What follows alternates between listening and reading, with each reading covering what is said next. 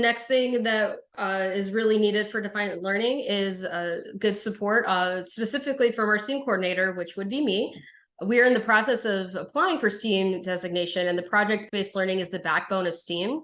So defined learning is a great tool to easily integrate project-based learning. And I just have some very quick tips that really any school can put in. I feel like sometimes you go to PDs like this and you're like, well, my school has this, doesn't have that, and that, but here are some tips that are easily integrated for any situation that you are in. The first one is to start small. Start with something that feels comfortable and will have positive results. The students will get engaged if they see something positive that they can actually finish. The second thing is use the customization tool. You know your students the best, and Defined Learning is a huge platform. It has a lot of really good resources. And the best thing you can do is customize the projects to fit your students' needs.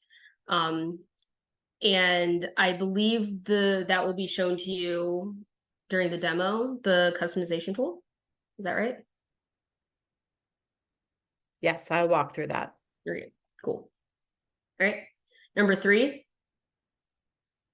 Defined learning has all the tools you need, but you can always add. So something that I need to plan projects and do projects is like a calendar to lay everything out. And defined learning doesn't have like a do this day 1, do this day 2, because it is up to you to fully customize and do what you want. So I created a calendar that goes right along with defined learning, and I use their resources and their materials and then just plan it out in a way that makes sense for my brain.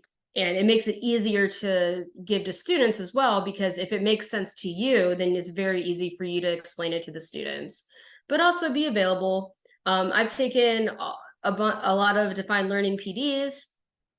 I help staff be an extra hand in the classroom. I'll give feedback on student products and give insight on other grade levels and content areas. If you don't have a STEAM coordinator that's available like myself, definitely use department heads, PLC leaders, grade chairs, whatever you have available. Just get talking amongst your staff.